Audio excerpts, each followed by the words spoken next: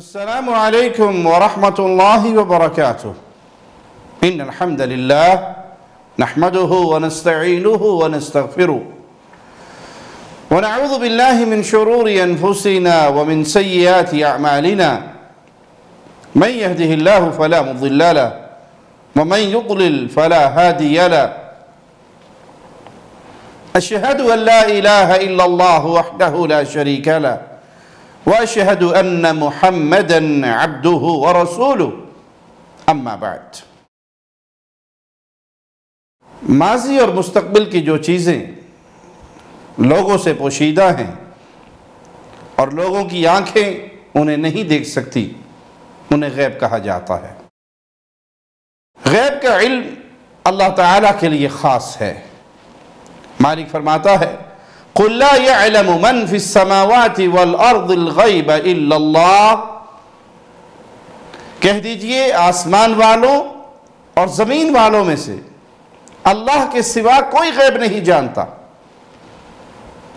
یہ خاصہ ہے صرف اللہ کا، اللہ مالک جانتا ہے، اللہ کے علاوہ اس غیب کی کسی کو کوئی خبر نہیں۔ ہاں اللہ مالک غیب کی کچھ باتیں اپنے رسولوں کو، اپنے نبیوں کو بتا دیتا ہے، جو چاہتا ہے ان کو خبر کر دیتا ہے۔ رسول اور نبی محتاج ہیں اللہ کی وحی کے، ان تک وحی پہنچ جائے انہیں علم ہو جاتا ہے، وحی نہ ہو انہیں علم نہیں ہوتا۔ مالک کا فرمان سنیے، عالم الغیب فلا یظہر علی غیبہ احدا الا من ارتضی من رسول، وہ غیب کا جاننے والا ہے اور اپنے غیب پر کسی کو خبر نہیں دیتا سوائے پیغمبر کے جسے وہ پسند کر لیتا ہے۔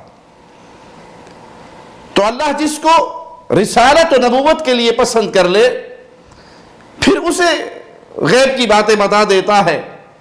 انبیاء کو معجزات ملتے ہیں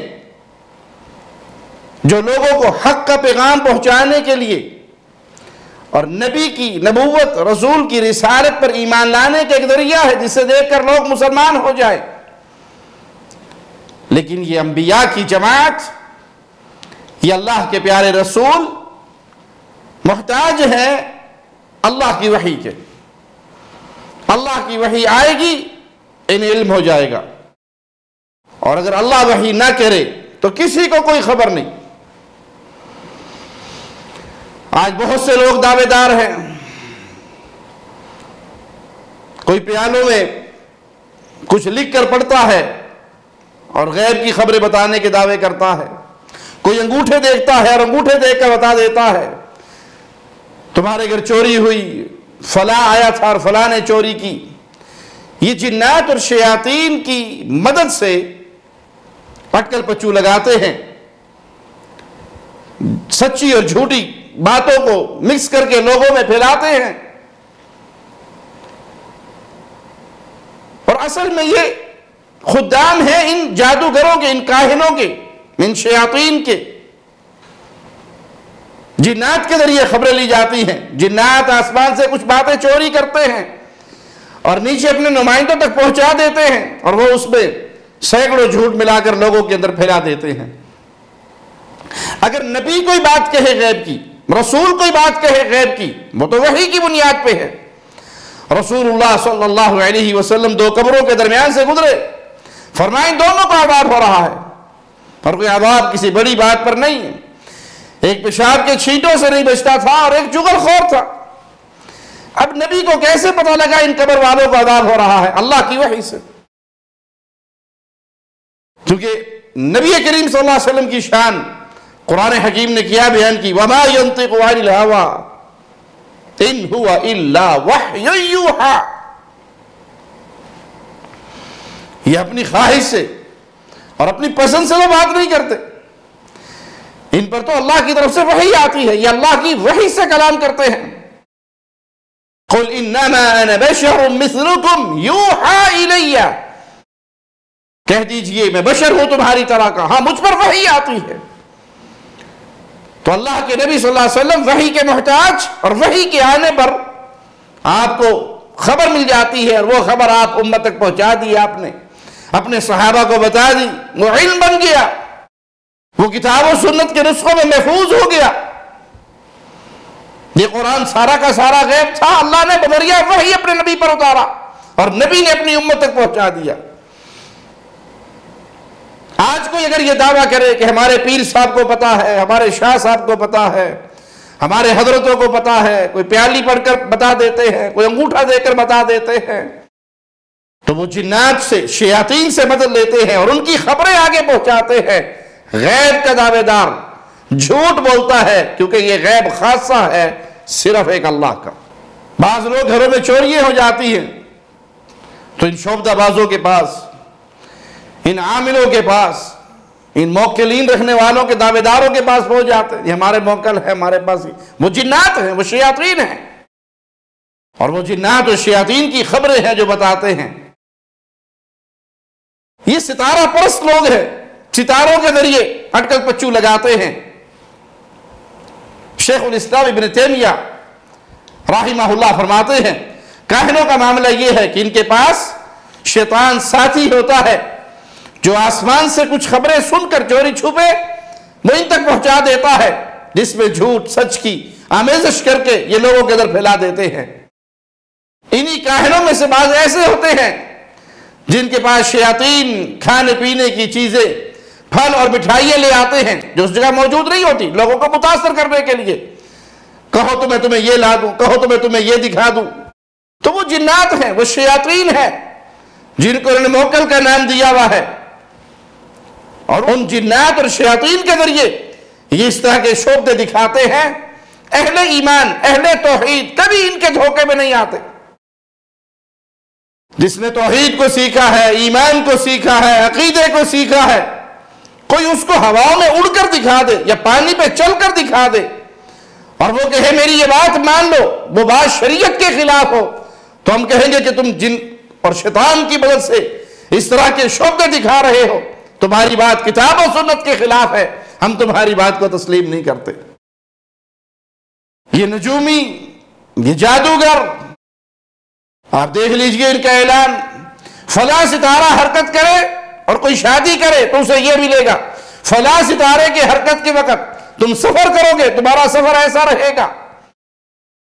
بھائی ستارے تو اللہ کی مخلوق ہیں، وہ اس آسمان کی زینت ہے، وہ مسافروں کے لیے راہ دکھانے اور وقت کے تعین کا ایک ذریعہ ہے۔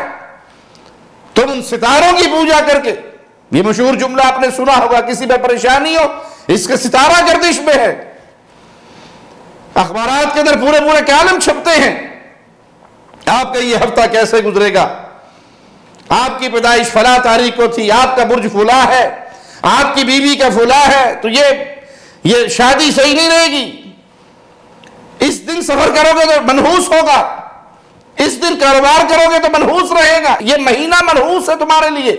یہ سب جنات، شیاطین، شعبدہ باز اور دین کے ڈاکوؤں کی باتیں ہیں۔ آپ کے لیے کیا چیز بہتر ہے، کیا چیز بہتر نہیں، اللہ کے علم میں ہے۔